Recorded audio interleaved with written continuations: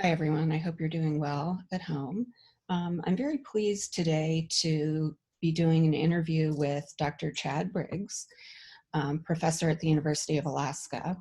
Dr. Briggs has experience in um, disaster recovery, in the public health aspects of disaster, and disaster security. So today we're going to give some time to talking about overall preparedness, which is extremely relevant, as we know at this moment. We'll talk a little bit about his work in Kosovo and the Ukraine, the work he's done with the military on preparedness for natural disasters.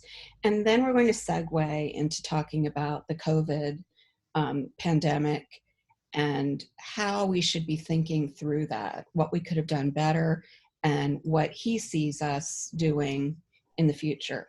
So let me turn it over to Dr. Briggs to give a full introduction of himself. All right, thank you, Anne, for inviting me. And yes, I hope that all the students are keeping as well as possible. This is a difficult time for everyone, and it's very confusing. And unfortunately, that means that I have more things to say. I'm in a strange line of work where when I write things, I hope that people prove me wrong. I'm kind of unique at universities that way. So whenever I've proven right, it's really disappointing and actually quite stressful in a lot of ways. So my job is essentially, I'm a professor at the University of Alaska Anchorage, but my background is in risk assessment. Now, risk assessment broadly means a number of different things because it can be applied in business, in scientific enterprises, and academic communities, but it's something that we all do ourselves as well, meaning we always do risk assessments, we make risk decisions, and the problem is that we have standard ways of doing that. We have these little sort of cognitive shortcuts that we've developed over the years.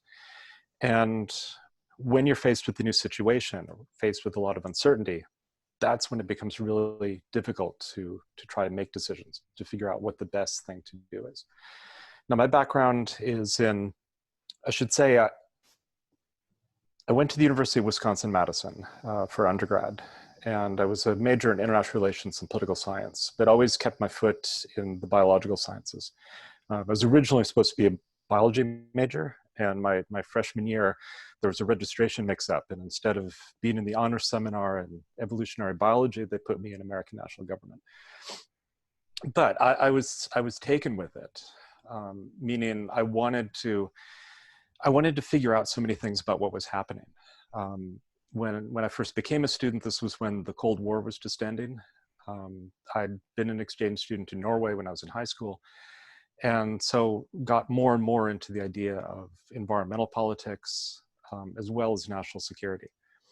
When I went to grad school, I tried to figure out how to mix the two, meaning I'd been studying national security and environment as separate issues, but increasingly there were people who saw those as being something that could be melded together, meaning you could look at how environment affects national security or how national security affects the environment.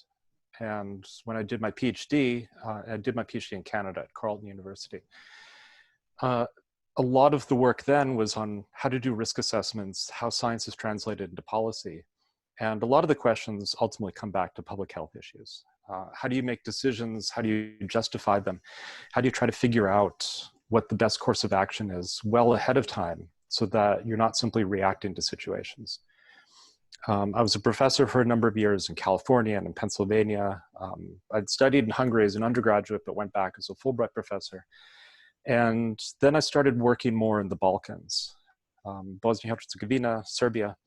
And my research started looking more and more at questions of how do you do risk assessments when there are no data, when you need to make decisions, but no one knows any information.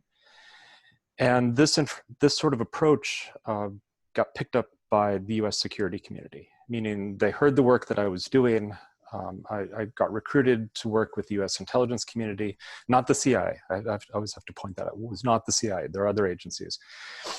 And then from there switched more to the US Air Force And we looked at larger issues that I think we'll get back to in a minute, about climate change and how these sort of global issues can translate down to the community level in terms of security, and then back up into why is what happens in a small town and in Laos important for people back in Washington. And went back to Kosovo and increasingly worked in Ukraine with issues in the war there. It's a little difficult to explain the connection with Ukraine because I work on issues of cybersecurity and information warfare, but it's related in a lot of ways. The Air Force work was also interested in energy security. So there were questions about protection of infrastructure, and I'd worked for years on cyber issues, and really environmental politics writ large has to talk about information warfare. So I do have a lot of things I'm writing about information warfare, meaning the disinformation campaigns, internet campaigns, cyber warfare. It is related in ways to cybersecurity and also to environmental security. It just seems a little bit strange, and unfortunately it means that this past year I've been trying to deal with everything from the scandal in Ukraine to climate change to now the pandemic. But if I can be of any help for this class, I'm happy to join and talk about it. Thanks, Chad. I think the first thing I want to break out in and say is it's probably a surprise to those of us in Louisville or nearby that you in Anchorage have a foot of snow on the ground. And we're sorry, it's springtime here and it's beautiful. But as you said, that's what you sign up for when you move to Alaska. So as you're talking, I think what I'd like to do is recognizing that this is all interrelated, which is fascinating and terrifying in a sense. I want to bring around and start with the work that you most recently were doing when you were a professor in Kosovo, and what you were doing around disaster planning and security as issues in Ukraine were, let's say, growing. And at the same time, Kosovo is post-war. And, you know, you also have this connection, and you and I both do, in Bosnia, because they're still doing post-war there. There's still landmines.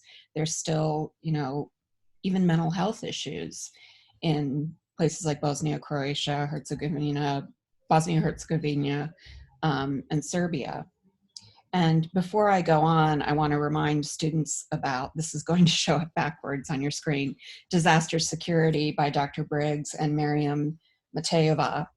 And you were to read a chapter from the book this week, so if you haven't, read that. So let me take that question to Dr. Briggs about his work, about your work in Kosovo and Ukraine, and kind of how that fits. Well, the work in Kosovo, I went back to Kosovo feeling that I still had work that was undone. I'd started the work in the mid-2000s in Serbia and Bosnia. The question became, well, the EU, the European Union, was making all sorts of decisions about how to redevelop these countries, especially Bosnia. And they were making decisions without any good information. Meaning, if I'd go to Sarajevo and I'd ask, well, what's the population of the country? They didn't know. They thought maybe 3.2 million, maybe 3.7 million, somewhere in that. And imagine if you're a policymaker and you're trying to make policy and you don't even know basic statistics like that. And I would ask them, well, what sort of public health data do you have? We don't have any. We think a lot of people die in car accidents. And again, it was amazing because if you go around the country, you could see examples of water pollution, air pollution, and a lot of those were related to economic development. So a city like Zenica, which had this big steel foundry, which had been reopened. And it meant that the city was more prosperous, and you could tell they had better shops. There were fewer. This was a proxy issue we would do for unemployment. We could never trust the unemployment statistics. So you would go to cafes in the middle of the day and get a sense of how many working age men were in the cafes. And the more men who were in the cafes in the middle of the day, the higher the unemployment rate. So a city like Zenica, And the cafes were, they work from home, like with their laptops. These are guys sitting around playing chess in the cafe, right? right. But we had to use these sort of proxy issues to try to figure out what was going on. You'd go to grocery stores and watch what people were buying. And in a country like that, if people bought a lot more bottled water, then that meant that the water quality in the city was lower, or at least the trust in the water was lower. Because it's not like the U.S. where everyone walks around with their water bottle. It's more of a luxury item for people to have to buy it. So I had to ask these questions. Well, why? I mean, how on earth do you make policy without knowing anything other than how many jobs are being created? So that was where my sort of interaction with epidemiology really started, was because there were a lot of methods for the sort of shoe leather epidemiology, field epidemiology, that we could use in environmental risk to try to determine where to look for hotspots. So in Sarajevo, for example, I would talk to the medical students at the university, because medical students and nursing students tended to know what was happening in their hometown, and they were really sensitive to that. So they would tell me, okay, well, go to Zenica, look at what's happening here. And we're really worried about water because the wastewater plants in Sarajevo aren't working anymore. Before the war, Sarajevo had 16 of them. After the war, only one was working. And these are things that don't show up in the official government reports. So you have to try to figure all of this stuff out yourself, and then try to determine, based upon what we know, where do we need more monitoring? Where do we start looking first? Because otherwise it's just too broad. There are too many factors and too many issues. And that was the same issue that became, or the same approach that became really useful for other agencies, meaning government agencies, because some of them were realizing that these new emerging issues were just too big. But I'll get back to that. So in answer to the question about Kosovo, I went back because I felt like I had work that was unfinished. My work with the Air Force had wound down. And Kosovo is, it's a very interesting place. It's small. It's, I mean, especially compared to Alaska, municipal Anchorage is literally about half the size of the entire country of Kosovo. So Kosovo was like a microcosm of everything that could be wrong or could be right about a post-war country.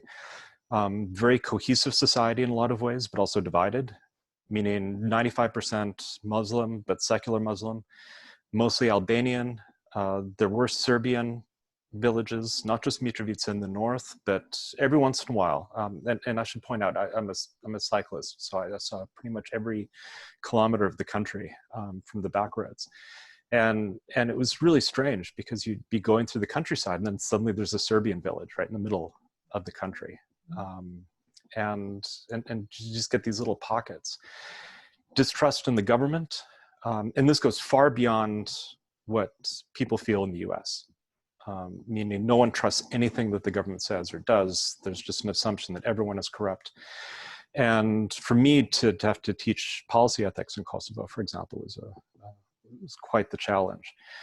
But it meant that if you're trying to deal with something like public health, it was so impossible. Everyone knew that the air pollution was really bad because you could see it. There was a coal plant right outside of Pristina.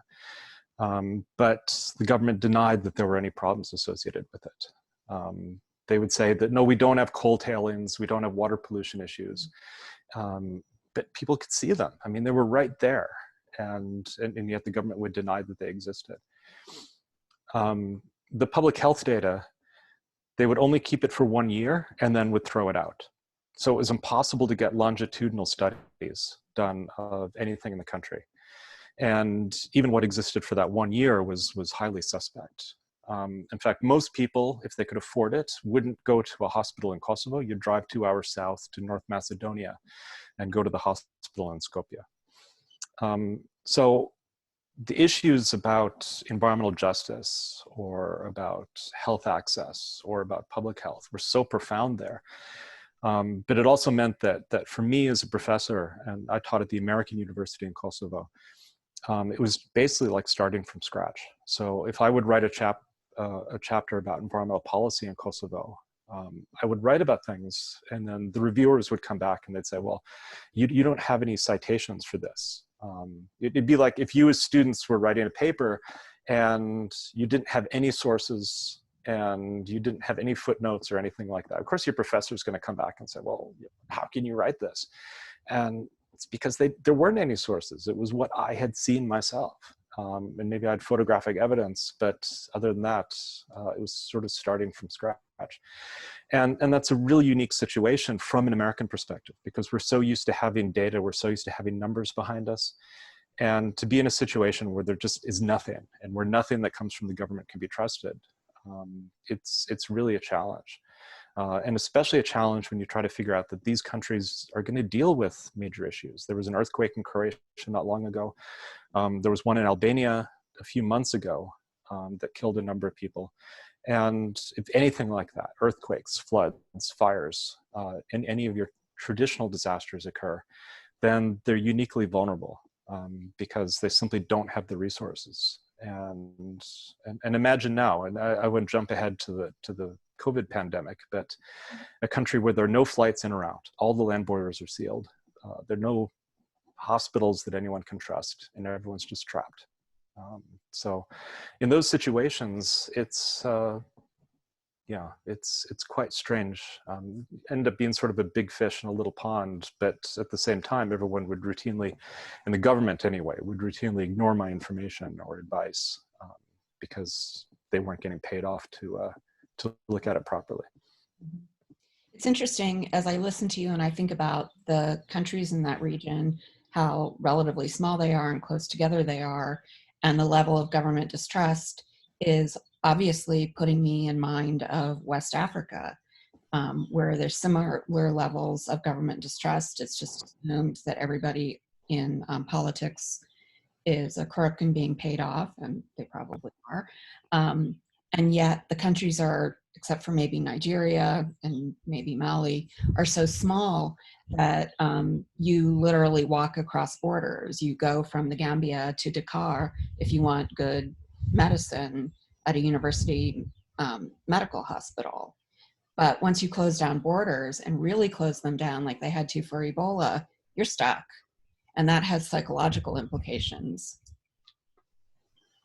Yeah. I'm in constant contact with my former students in Kosovo. And they're normally stuck. I should point out that the people in Kosovo don't have the right to travel to most countries. They can travel to North Macedonia, to Albania, Montenegro, and Turkey, and that's it. If they try going anywhere else, anywhere in Europe, they simply can't without formally applying for a visa. And that really means that you're trapped in this tiny country, and the opportunities are really, really low. And that also means, like Africa, and the similarities are there because they're both post-colonial countries in a lot of ways. If people have any abilities and any resources, they leave. So the best and the brightest from the country will go to, their big dream is to go to Washington, D.C. or to New York or London or Brussels or Berlin. It is not to stay in the country. And that really affects the capacities of those countries as well. Deeply. I don't think that we as Americans remember or really think about the fact that we can, during non-COVID times, get on a plane and go literally anywhere in the world. There's some places we might have to apply for a visa, but we're going to get it. I know people in West Africa and Eastern Europe who know they can never leave their country. It's not a given that they can just travel anywhere. It's a dream that one day they might get to go to London or New York and maybe stay there. And many of those who do go to the US or Western Europe wind up staying, and that leaves this brain drain that you're referring to. Right, and I should also mention that one of the background issues related to health in these countries, and not all countries, but specifically in Kosovo and some others, is the generational issue of trauma. Meaning, in Kosovo, there were wars in the mid-90s, but particularly around 1999. Everyone was involved in some way. You can't have a small country with a war. And even my students who were born in the late 90s, their first memories are of the war. and they all had these sort of refugee experiences. But even the people born after the war, there are intergenerational issues of trauma that get passed down. And I could be working with someone for a couple of years, and then suddenly they'll tell me a story about how, well, yeah, we spent the whole winter in the forest outside the village and then had to go in and steal food for the children. Or they were at refugee camp and were trying to protect their young daughters from human traffickers. And imagine what that does to you. You know, you can never sort of return to completely stable sort of life after that. Everything's always going to be a little unstable. Shall we turn now and talk a little bit about the work you did with the Air Force and the Minerva group around climate-related issues and preparedness? Okay. Yeah, the interest in climate, I mean, this really started in the US around mid-2000s, meaning the scientific community had known for years, and that had been talked about since the 1980s, really. But after Hurricane Katrina, the US government was really worried about, well, what if this starts happening more often? They didn't know, the climate models are still kind of inconclusive about what the relationship is between, say, increased numbers of hurricanes, or do the hurricanes become more powerful, or the same thing with tornadoes. They don't know if it means more tornadoes or more powerful tornadoes. But in general, they were saying, well, what if it happens? What if, because after Hurricane Katrina, for example, it wasn't just what happened in New Orleans or Biloxi. It was also 2/3 of all the oil processing and extraction in the Gulf of Mexico was shut down after Hurricane Katrina.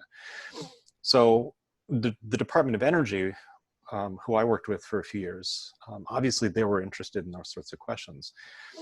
But their approach to it was to look not as, well, let's just take the standard model and the most probable case and then just extrapolate it out, and we'll just figure out, you know, okay, risk times probability, right? And we'll do a calculation that way. Instead, the security approach to it was a little different, meaning in terms of evidence, you didn't have to prove that something was going to happen, because they understood that, especially with climate issues, these are nonlinear systems, meaning sometimes it'll be stable and stable and stable, and then suddenly it shifts.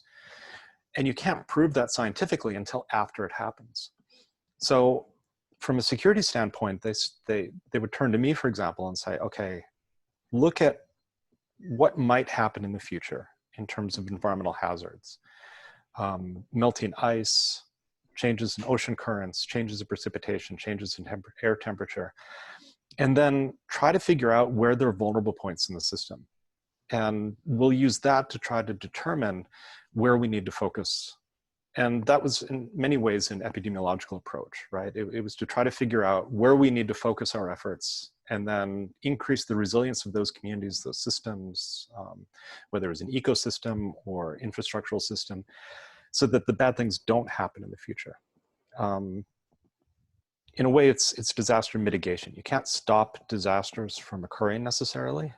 Certain sorts of disasters maybe, but the best you can do then is just to make them less bad, to make sure that the impacts aren't as severe and that communities and systems can recover very quickly after they do happen.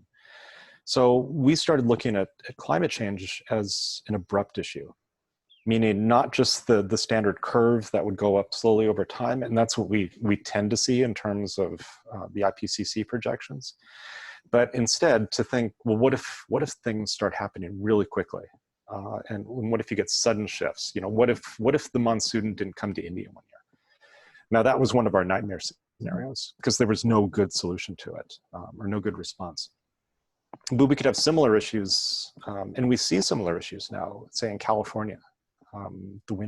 Snows just don't come in the winter, or and then the next summer you have water scarcity issues, you know, wildfires, and we were also not just worried about the first order impacts, meaning not just the direct impacts of what was happening, but the second order and the third order, meaning let's not just think about okay, if it gets really hot, then people might end up in the hospital because of heat exhaustion. But it's not just that, because when it gets hotter, then electrical systems have more trouble operating. And once the electrical systems start going down, then people don't have access to air conditioning, the hospitals don't work properly.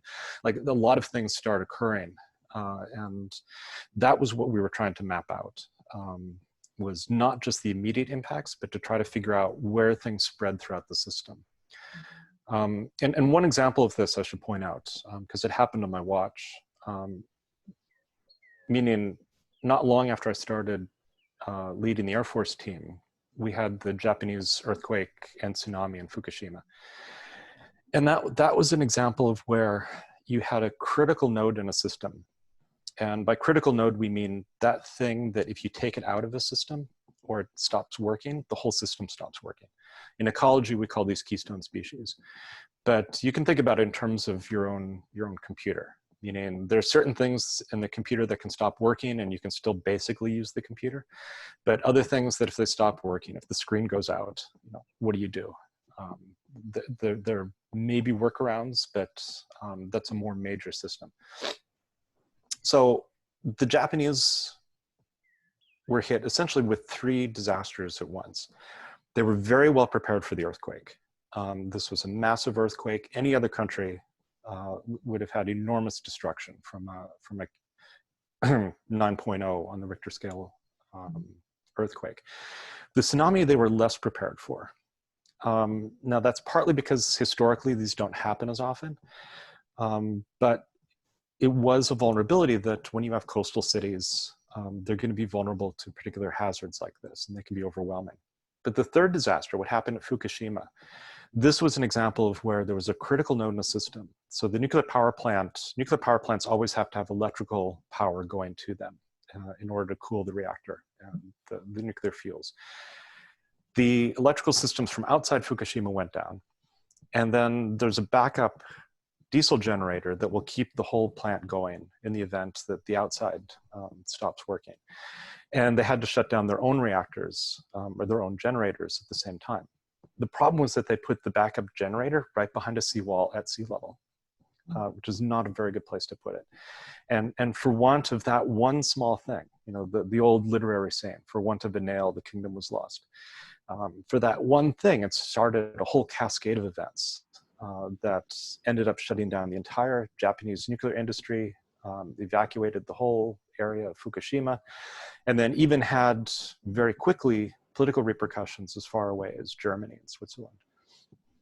So those are the sorts of things that we were trying to identify in advance to look at, and then also for people to be able to contextualize. So that if you start seeing weak signals, certain things pop up in the news, you can identify them as knowing, oh, wait a second, this is important because this is a signal that something else could lead to what we've identified earlier.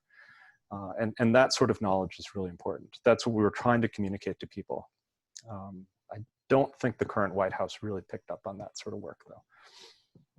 If you may let me editorialize a little. So talk a little bit about, I don't think most people really know about what the U.S. military's role is across the world in disasters. We think of the U.S. military as going to war, but it also has a role in responding to disasters and saving lives. It does. The military is a little ambivalent about this, meaning some militaries train themselves as peacekeepers or as, one of their primary roles is being to give humanitarian aid. The Canadian Army or say the Norwegian Army would see themselves this way. The US Army and other armed forces do see themselves as what they call warfighters, meaning their job is to go out and fight wars. But they have enormous capabilities, meaning when they are ordered to do so, then they undertake humanitarian assistance and disaster recovery. And as with everything in the US military, there's an acronym for that, HADR. And you see this a lot. The US Air Force can get things anywhere in the world within 24 hours. And there's really no one else in the world who has that sort of capability. So when something happens, when you have, say, Typhoon Haiyan that hits the Philippines, then the US can send aid there extremely quickly. And then the Navy can send ships, and the Marines can come on the beach and set up field hospitals, and they can set up assistance. This is just immediate assistance. It's not something the military feels comfortable doing because they can do it, but they don't see it as their job, meaning they're always worried that they'll get stuck in a place. Mm-hmm. And then they'll end up having to reconstruct it. And especially with the experience in Iraq and Afghanistan, the redevelopment efforts, which should take place under agencies like USAID, the State Department, other UN agencies, the experience of Iraq and Afghanistan was that increasingly these redevelopment efforts were taken away from agencies like USAID and given to the military instead. The military was never comfortable with doing that. Right. I should say. But there is this tension or balance in the US between what we expect civilian authorities, and that would mean political, elected civilian process or agencies that are in place, and what the military does and what those expectations are. Right, and that's heightened in the domestic sense, meaning all of our work was focused internationally. Every once in a while we would look at a key military installation or place like Hawaii. But for the most part, we could only look internationally. To look at things domestically was very different politically. And that wasn't our jurisdiction, it wasn't our perspective. And when disasters do occur at home, National Guard, but National Guard, it is military, but it's related to each state. So it's under the control of governors, and whenever a disaster occurs, you call the National Guard. Now, every once in a while, that doesn't work very well. FEMA admitted that after Hurricane Katrina, they called the National Guard. The National Guard weren't there because they'd been called out and were in Iraq and Afghanistan instead. The US military, the active duty military, so the Marines, Navy, Air Force, Army, they can provide assistance in the case of a national disaster, meaning under the Stafford Act, the US has the authority to send US military assets in support of civilian authorities. But politically, it should be pointed out that it should always be civilian-led. Meaning, if the military is there, it's in a support function. They don't want to take the lead. They legally can't take the lead, especially in a domestic situation. So there can be sometimes expectations that, oh, send the military and they'll solve it. They might be able to help, but they're usually under strict rules about how much help they can give. So even when, say, those Navy hospital ships, the Comfort and the Mercy, are sent to New York and Los Angeles, they're limited in what they're allowed to do. And they can't simply send Navy doctors out into the city to help. And the other important thing to keep in mind is that many of the doctors and nurses and other healthcare workers in the US military are in the reserves, meaning they can be called up and sent overseas. But in a typical situation, they're your hometown doctor and nurse, people who work in the hospitals. And what we see now with COVID-19 is that this is happening everywhere. So the military can't call up those assets because then suddenly those people are going to be drawn out of the hospital in Louisville or Nashville or Seattle, and they need to stay there instead. So unlike past disasters where things would occur in one place, you'd have a hurricane that would hit, say, Pensacola, Florida, or Tampa, then everyone could be sent down to Florida to help out that situation. But we're not going to be focusing our activities now. Everything's happening everywhere at once. And that could be quite overwhelming for a system because we're really not set up for that sort of response capability. So before we start talking, I think, a little bit more about COVID, I'd really like to have you give the illustration that you've done in other talks about Hawaii and how vulnerable Pearl Harbor is as a military installation. I think it's very illustrative of how delicate our systems are, and we assume that a military installation like Fort Bragg here in Kentucky or Pearl Harbor is solid. We really think that. Well, in many ways they are. The problem is that they don't exist on their own. Military installations exist inside of a civilian universe and inside of states or territories, and they rely upon those. So in the case of Hawaii, my team was looking at really China, India, Japan, but we were working with Pacific Command, which is based in Hawaii. So while we were in Hawaii, we were asking, well, we might as well talk to the local scientists and see what they think about things. So it became sort of a side project, and we weren't commissioned to do this. And like I said, we weren't encouraged to work on anything domestic. We had one conversation with the Hawaii Institute of Marine Biology. And this was an example of where you get weak signals that can be translated into something bigger. So they said, well, we can't publish this because we're not confident about it, but we're pretty sure that any change in sea surface temperature around Hawaii will change the ocean currents. It'll shift them slightly. Mm-hmm. And the implication of this is that Hawaii exists, the Hawaiian Islands exist inside a high pressure ridge of air. And that's created by the ocean currents. And what it means is that anytime a tropical storm comes near the Hawaiian Islands, they get directed away because tropical storms go towards low pressure systems and they always stay away from high pressure systems. And historically, Hawaii doesn't get hurricanes and tropical storms. The last one, this work was being done around 2012, just before Hurricane Sandy. The last hurricane they'd had was in 1991, Hurricane Iniki. And so historically, they hadn't experienced them, so they weren't planning for them. But we started asking the question, what if it does happen? What happens then? And we did talk to people in the military, the people at Camp Smith and Pearl Harbor and Keone Bay, and they had contingencies, right? They're set up for this. They have backup power, they have backup food. They know that if a storm comes, all the ships go out to sea, all the aircraft get diverted elsewhere. But what we found, and I'm going to share a slide here just for a second. What we found is that it wasn't the islands itself that were really vulnerable. It was this place here, which normally is unremarkable. It's called Sand Island and exists near Honolulu. But this was uniquely vulnerable because what we always did with the Air Force was to not just look at one thing happening, but we would combine things happening all at once because we realized that disasters never occur just as one thing. And this came from experience of looking at, say, aircraft disasters. Aircraft disasters are generally not like one bomb going off. I mean, it does happen with, say, the Pan Am flight over Lockerbie. But oftentimes it's multiple things happening at once, any one of which someone could look at and say, oh, we're prepared for that.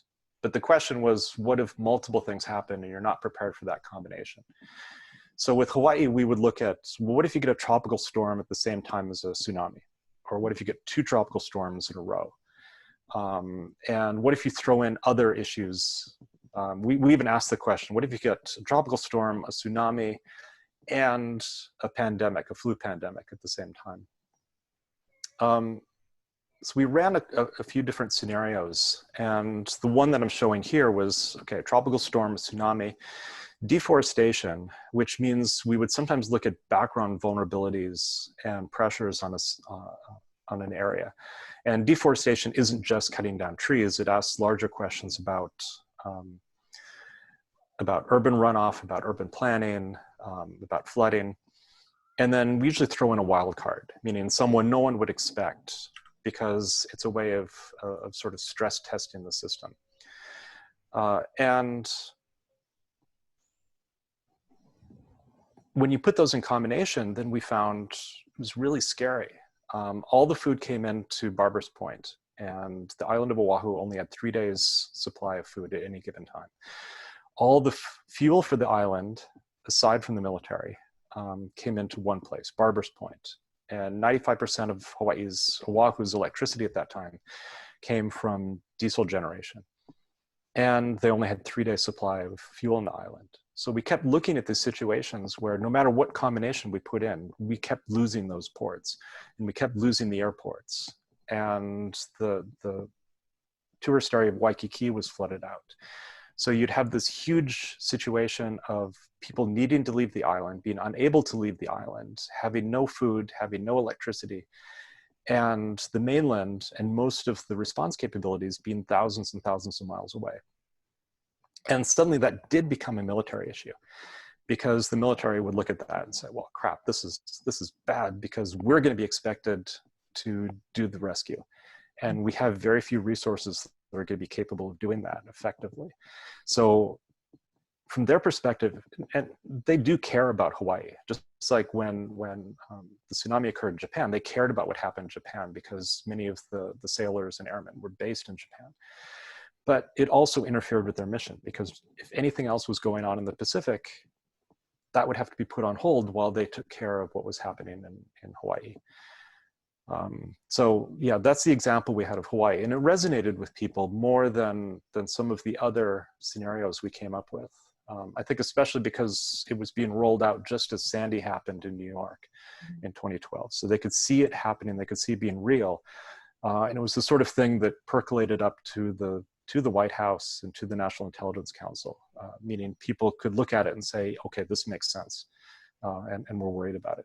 So in defense of the state of Hawaii, they did change their policies afterwards. And I'm not taking credit for having done that, but the state of Hawaii did realize that their resistance to, for example, allowing people to put solar panels on their houses, they dropped that, because they realized, even though that's expensive for us to retool the utility, we need to do it because we realize that we're kind of vulnerable here. Absolutely. Yeah. Maybe now we can turn to COVID. And I think I want to start with the term weak signals. Now, when we roll the clock back and we look back on the calendar, when this semester started in January, our first day of class, we were talking a little bit about COVID, and it was just sort of trickling in to the mainstream news that there had been deaths in China, probably related to a market. And at that point, there was definite evidence of human-to-human transmission. I won't lie, I said at the time and for several weeks, nope, this isn't the big one. As epidemiologists, we all know to a person, and we will say it, that we are headed for a big epidemic. I think most of us have thought it would be an influenza of some type, probably coming from China or the East, but maybe more like an avian influenza. And so when we were starting to read about this SARS-like virus that we were referring to at the time as the novel coronavirus, I felt like, nothing to worry about. Please don't overreact, because overreaction to an impending epidemic can cause its own problems. So we were sort of taking it slow and steady and talking about it each week during class. Now, other people who are assigned in their jobs at the CDC to look for these weak signals were already seeing them back in November and December in reports from China. So why don't I get your perspective on this idea of weak signals, not just as it reflects or is related to epidemics, but there are weak signals that we see in climate change. And somebody has to track those and somehow pick out the grain from the chaff of, there could be lots of weak signals all the time that we're either missing or seeing that most of them are meaningless. But how do you find the ones that really mattered, like those early deaths in China? Well, okay, that's a big question. And by the way, I am teaching a course on how to do that this summer. So if anyone's interested in taking an online course from the University of Alaska on Arctic security and scenario planning, I can send information about that. There are different ways of doing it, but the idea of early warning, sometimes within epidemiology, it's a little different than, say, within the intelligence community or within the military. But the idea is partly to train people to identify patterns. because if you just try to look at any individual piece of information that comes out from the news or from a report, it doesn't necessarily mean anything. And one thing that we would do, and I still do this in my classes, my security classes, also did this in Ukraine, was the idea of war games and simulations. So it's training people in a sort of immersive situation of saying, here's an uncertain situation, you are the policymaker, you are the decision maker, and figure out what you need to do.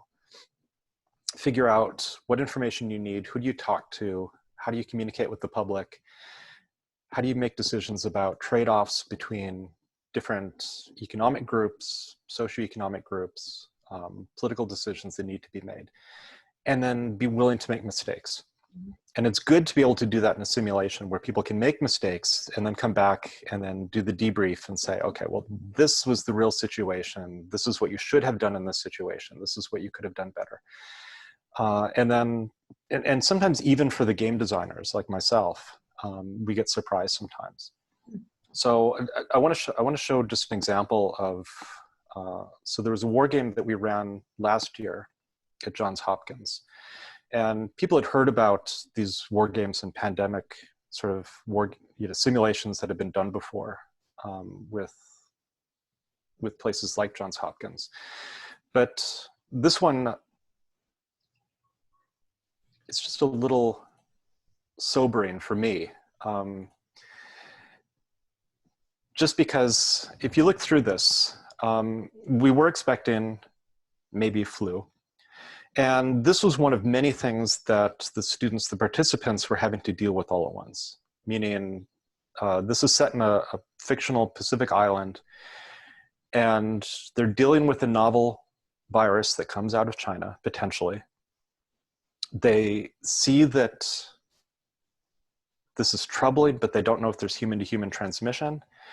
They're starting to do contact tracing, but they're not exactly sure how to react to it, right? So in this situation, the students who are in charge of this local government would have to figure out, who do we turn to? Do we turn to the CDC? Do we turn to the WHO? Do we trust the Chinese government to tell us what's happening within China? Do we tell the locals that we should worry about this? Or do we say that it's contained? Do we shut off flights that are going to affect tourism, right? And all of these are similar, kind of familiar questions now that people are dealing with. But it was interesting because then once the news items started percolating out of China in, say, December and then early January, the students who'd been in that class started writing to me and said, wait a second, this is important, isn't it? And it's important if there's human-to-human transmission, if the infection rate is so much. These weren't epidemiologists, these were security specialists. But they learned some of the questions to ask, and they sort of knew some of the steps, and they knew some of the consequences of taking particular actions. So that's one way that we train people, is to try to put them in similar situations, because we can say that this is a novel virus, that this is a novel situation, but in some ways it's not, because we've created these situations in the past, and we've had people train on these and how to respond to them. And once you do the debrief, then they come up with a playbook. And this has also been reported in the news, right? That the US government does have a playbook on how to respond to pandemics. And at 68 pages, it goes through all sorts of questions about, here are the things you have to ask, here are the agencies that are going to be able to provide that information. If you get a response regarding, say, A, B, or C, then you have to turn to the next set of questions, the next set of decisions, who will make those decisions. And it's a rubric. It's, as they say, a playbook. It's just like in football. It's, okay, if this team plays this pass, then you have to respond in this way. So we have this down, right? And it's up to the government to respond in a way that is, say, responsible, meaning that, that they make decisions in a timely fashion. The one problem we have generally with the military, not just related to disasters, is that you don't want someone to sort of be paralyzed with indecision. You don't want someone to say, well, I'm going to wait until we have full information on the situation before I act. Because, I mean, imagine if you're on a plane and there's an emergency situation, you want your pilot to act right away. You want your pilot to do something immediately to make you safer, rather than just waiting until they're certain that something's going to happen or something's not going to happen, right? And that's what pilots are trained to do.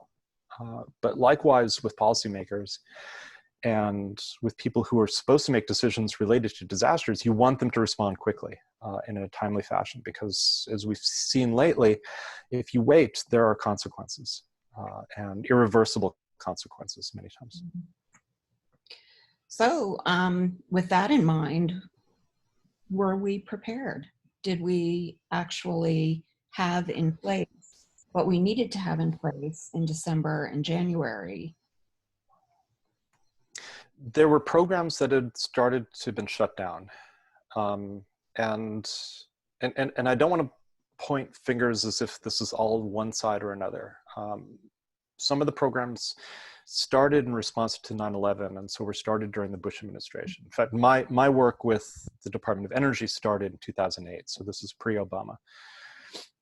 But there were plans put into place to respond to experiences from SARS in 2003, 2004, the 2009 flu outbreak, Ebola, right? There were a number of outbreaks, and they had responses. The US had set up programs like USAID's PREDICT program, which was meant to coordinate with scientists around the world to send samples of diseases back to the United States. Not just the US would have this information, but also to maintain these lines of communication, so that if something happened, whether it was in Uganda or whether it was in China, that the scientists would know who to ask, who to trust, and have a pipeline so they could get samples as quickly as possible. That was defunded and ended last year. There was a field office the CDC had in China. This was defunded, and the head of the office was not rehired after she left last year. So we lost a lot of potential communication about what was happening inside China. The national medical stockpile had been left unstocked. The Obama upgrade could have done more about this, but so could have the current administration. And there were upgrade and maintenance contracts that were left to basically be unfunded. That's why some of the ventilators don't work once they're being sent to places. And politically speaking, no, the US wasn't prepared. Politically, the US has started turning towards not trusting experts, to just going more with, well, this is my political side, so I'm going to trust the people on this side. I'm not going to trust the other people. We're not going to trust what the media says. We're not going to, and that's dangerous. It's dangerous in a very real sense, because there are experts, the sort of Dr. Fauci's of the world, who can say, yes, this is dangerous. We need to act in this way. And the US intelligence community was warning, like seriously warning the White House about this as far back as January. Meaning as soon as there were examples, not just of the CDC, but the US Army was very specifically saying to the president, this is important, this is going to be bad. And we can't contain this virus. Meaning as soon as people understood there was not only human-to-human transmission, but that this is more infectious than the flu, and especially once they started understanding about the asymptomatic nature of the infection, I mean, that really made it dangerous from a monitoring standpoint. And the countries like Germany or South Korea, which immediately got on top of testing, they were able to contain the disease much more effectively. In the US, it just started spreading. It is still, you can't control it now very easily. And yes, the US dropped the ball on that. Now, there are local leaders and governors who are doing good jobs. Some governors are not doing good jobs. And that's not always politically determined either. In Anchorage, and so here in Alaska, we had a long history of pandemics affecting certain communities, especially Native Alaskans. And because of that, Isolated. Right. Right, right. Native Alaskans were affected, you know, they had no immunity to European diseases. So there were all these diseases that have swept through. So not just the 1918 flu pandemic, but even the start of the Iditarod in 1925. That was related to a diphtheria outbreak in Nome. So Alaska reacted very quickly, even before there were confirmed cases in the state, to declare a state of emergency. Anchors started shutting down. But that's because everyone in Alaska realized how vulnerable we really are. We're on the far end of a supply chain, and we're in a situation where, you know, all of the food that comes into Anchorage, and therefore for most of Alaska, comes in to one port. There are 2 container ships coming every week. If anything disrupts that, if the crews get sick, if anything happens in the port of Tacoma, where all of these things leave, we're really in a very, very bad situation. So people are more aware, and they're not going to just sort of brush it off and say, oh, this isn't important. Alaska is also a big place, and people here are very good at being antisocial when they need to be. A good place to be an introvert. It's not so bad. I mean, yes, we still have snow, and so it's kind of hard to go outside, especially because it's kind of sloppy snow at this point. But no, we do have good points to it as well. Yeah. So speaking of good governors good governance, good governors and mayors who have responded very promptly, I think we have to give a shout out to Andy Beshear, governor of Kentucky. A lot of the students know that his 5 o'clock every single day press briefing is sort of like a must watch. I mean, we've got drinking games built around it. We've got, he's got quite a decent celebrity status as sort of the hot governor who's on top of things. And you're right. So it's not necessary. I'm not sure we would have expected that in Kentucky. The word isolation takes on several meanings here. So we're isolating ourselves. We're thinking about very isolated villages in Alaska that have a hard time getting supplies anyway.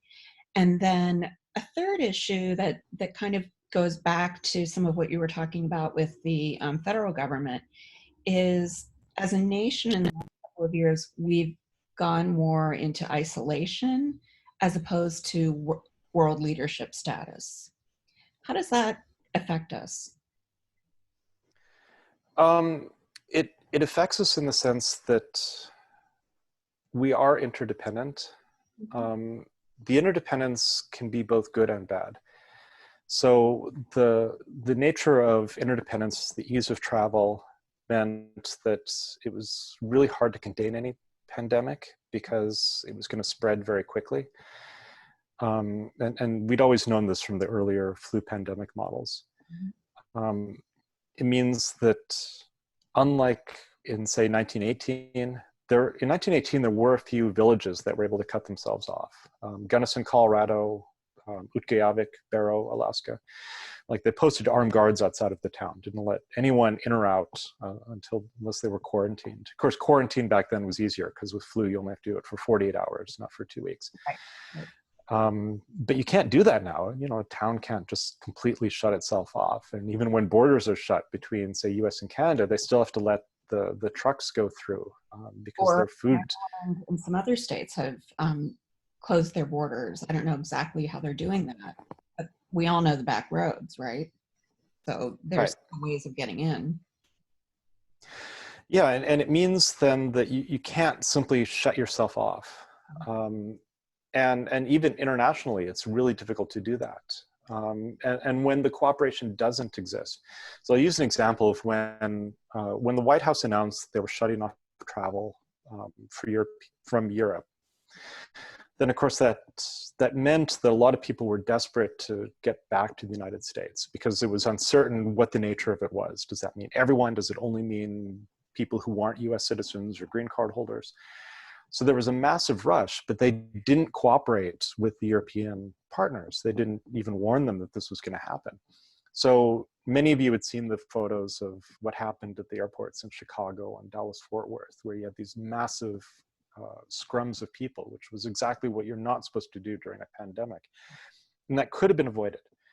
it could have been avoided, because if they'd worked with France and Germany and Britain, and and to say, okay, we're going to screen people before they get on the plane, then you're not going to have these big bottlenecks once they arrive in the US. And the lack of cooperation, it has implications in practical terms like that. Also in longer terms of, who do you trust? Who's going to come and help you? There are stories, some of them may not be entirely true, but everyone believes them because of our sort of bad neighborhood reputation nowadays, right? Of like the US intercepting supplies of say medical masks that were supposed to go to Germany, and instead the US sort of pulled them aside. And we know that things will get bought by certain states, and then the FEMA steps in and confiscates them and sends them someplace else, and we're not exactly sure where they go, and certain states get preferential treatment than others. And that sort of distrust, it makes it really difficult to cooperate. It makes it really difficult for people, even after the pandemic is gone. People are going to remember, and they're going to be really sore feelings about why certain people had preferential treatment, why certain people didn't cooperate. And one thing we say in any disaster, I won't say this so much about conflict because different dynamic, but in a disaster, how you act during a disaster, how much you help out your neighbor, how much you're going to donate your time or your money, or how well you respect others. Wearing a mask is not just about protecting yourself, because most masks won't protect you from this virus, right? But it's a sign that you're trying to protect other people from you potentially being sick, right? And the more that we take these little actions, then the better off a community is going to be afterwards, right? And what we see in disasters is that it's usually a bifurcation of some sort, that either a community becomes less stable afterwards because everyone was insulated, everyone was isolated, or everyone pulled together and they were stronger afterwards. And that's kind of tough in this pandemic situation, because we are isolated. We're supposed to be isolated, and we don't have the connection that we had with everyone before. We can have these Zoom meetings, but that's different from being able to just have random conversations with people. And it's a very new sort of situation for people to be in. That, and maybe in some families there are positive aspects. The kids are home, they actually see their parents, but a lot of people don't have that luxury. The parents still have to go to work, the kids don't have internet access, and they're worried about being sick. So yeah, the isolation, it's really problematic. It's something I worry about, but I'm trying to write about it, and I can't really get a good sense of what it really means, because this is new territory for many of us. Yeah, and I think it's multi-leveled. To the degree that we're isolated internationally, it means we're not doing what we need to do to help other nations in a crisis like this. And we have to ask ourselves, what is Americans' role in the world? We used to have a leading role, and as we're isolating ourselves politically from Europe and the rest of the world, we have, there's less capability and less political will to really go there, to go to a Marshall Plan or something that would really truly help countries that are too small or too poor to help themselves. Right, and instead we have countries like China and Russia that are stepping in, taking our role, right? Right, and like I said, people will remember that, and we forget that in the United States. But having lived in those countries that have been recipients of aid, people do remember goodwill gestures for a long time. And so let's use that to turn to something you and I were talking about privately yesterday, which is I've been very interested in what's going on in West Africa. So an interesting thing about West Africa is that despite the fact that they still have a lot of infectious disease, they have emerging non-infectious disease, so like emerging prevalence of diabetes and heart disease at the same time. So they're meeting that epidemiologic curve right in the center.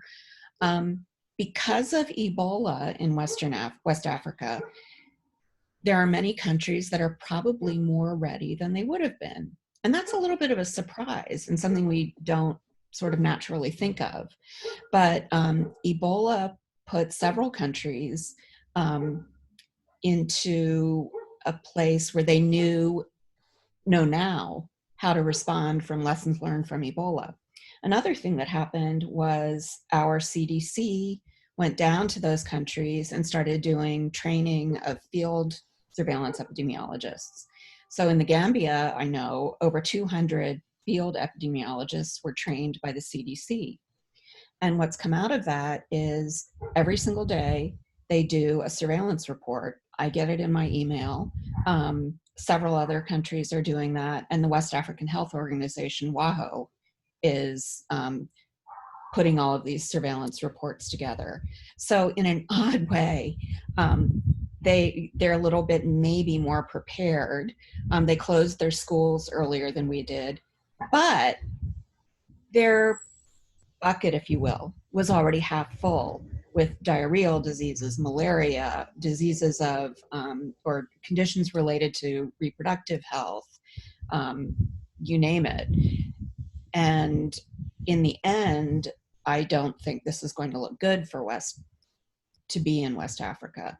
But how do you think about that as a student, if you will, of disaster response, where we've got lessons learned, but at the same time, a level of disease that already exists that puts them at much higher risk, including poverty? Well, resilience is it's a tricky measure because it's not just about wealth, right? It's about experience. It's about cohesiveness of communities and families. The local example for a place like Kentucky, right, would be tornadoes. That people who grow up in places around tornadoes, they've experience with it. They know how to react in those situations. That doesn't necessarily mean you have the resources, that maybe you don't have the shelter, maybe you don't have the basement. Definitely a place like Kosovo, yeah, it's a poor area. Most families make an average of like $500 a month, for the whole family. That's their income. But they're more resilient in some ways because they're used to these deprivations.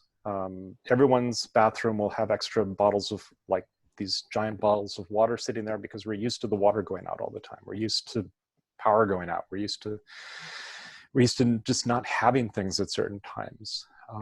So it's easier for them to deal with these situations. But that also means then that they don't have much stretch, should we say. Not elasticity in the system. Right. That if they get hit with multiple things, they can't necessarily deal with that.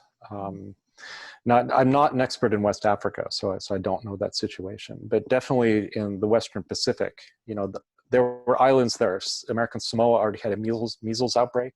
Right. Fiji was dealing with dengue fever. And I mean, God, imagine getting COVID-19 and dengue fever at the same time.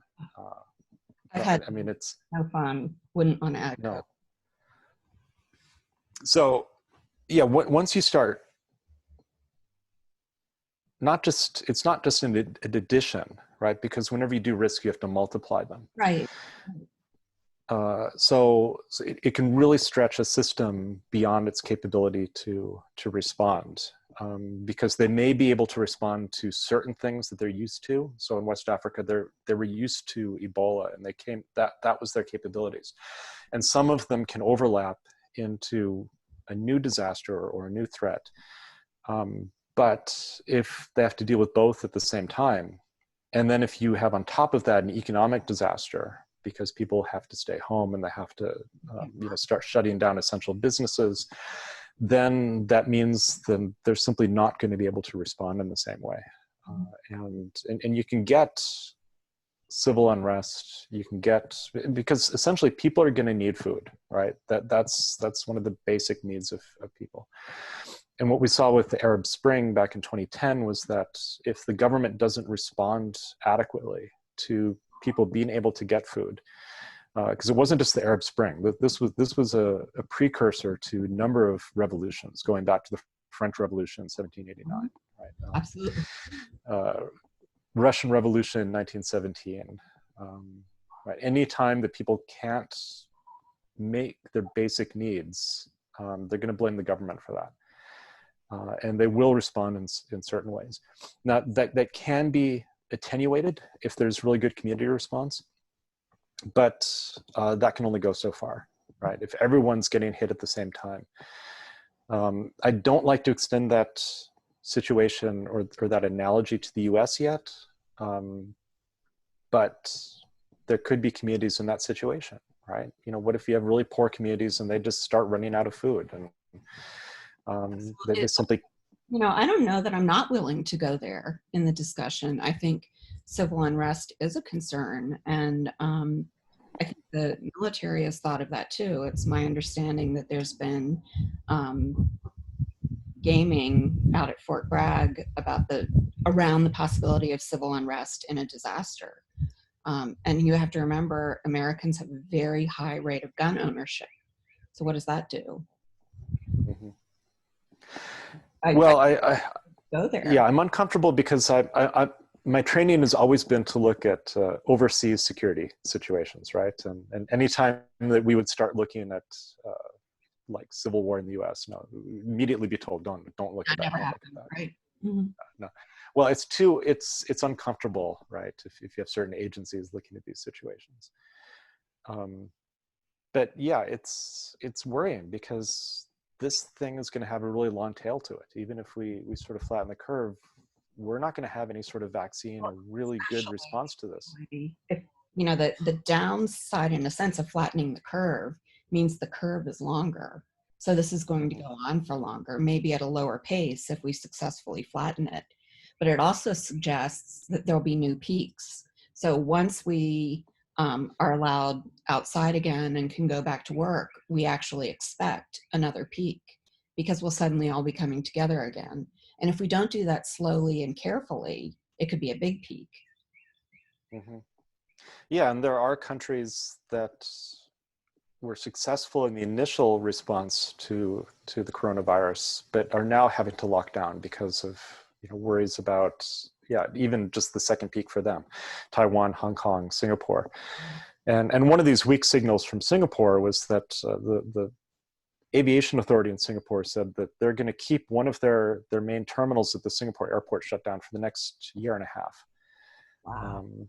That's as long as they expect this to really occur. I don't actually think that is unreasonable in terms of expecting how long this is going to last. This it's not going to end at Easter. No, definitely not. But that's going to stretch resources. And so it's not just going to be the initial issues of exposure to the coronavirus or the economic consequences, but like I'd said before, the cascading impacts. What does this do politically? What does this do to the systems that we rely upon? And there are going to be a lot of dislocations. A lot of things will stop working properly. We're not used to things. No, we're not. And that's why people in West Africa or in Kosovo or some places will be more prepared for those things not happening because they've never really been reliable for them in the first place. Electricity never runs for 24 hours, or there's a lot of times you don't have hot water or any water, and they're very used to that. Here, if our lights blink out, we're calling 311 or whatever. Mm-hmm. So I think I'd like to wrap this up. Do you have anything final that you'd like to leave us with as a conclusion? Well, I'm sometimes asked... I just dropped a big one on you there. Well, it's worse when people ask, so what good things can you leave us with? And I'm saying, it's hard. Maybe there are. Well, I would just say that, especially for students, just be gentle with yourself in the sense of this is a tough time. And I'm hoping your professors are good like Dr. Wallis here. But understanding in the sense of this is really tough for everyone. And sometimes there are all these expectations that can come out on Facebook of, oh, now I'm going to learn a new language and I'm going to start this new project. And Let me just tell you, it's tough for everyone. So even though I'm used to this, even though I'm supposed to be a disaster expert, I have trouble sleeping. I have trouble focusing on my work. I can't even get into new films on Netflix sometimes because I don't have the attention span to get into that. And if people I know start watching Tiger King, I'm not going to get down on them and say, "Oh, come on, why are you watching that?" No, do whatever you need to do to get through this. And just realize that it's tough for everyone. Yeah, and I really want you all to hear that as students, that your faculty are here for you. And, you know, we're learning some new things too. We're learning how to use Zoom to do an interview. We couldn't have done this interview last year because I wouldn't have thought of it. And we're coming up with new techniques, and what we want them to be is as good as what we have in person. And I don't think, you know, we can have our wants and our expectations, but there are challenges and it's not going to be as perfect. But give yourselves a break and talk to me and talk to your faculty. So I really want to thank you, Dr. Briggs, for a really enlightening, interesting conversation that has crossed 3 or 4 major topics of importance. Well, thank you for having me on. I hope it's useful for everyone. All right. Take care and thank you.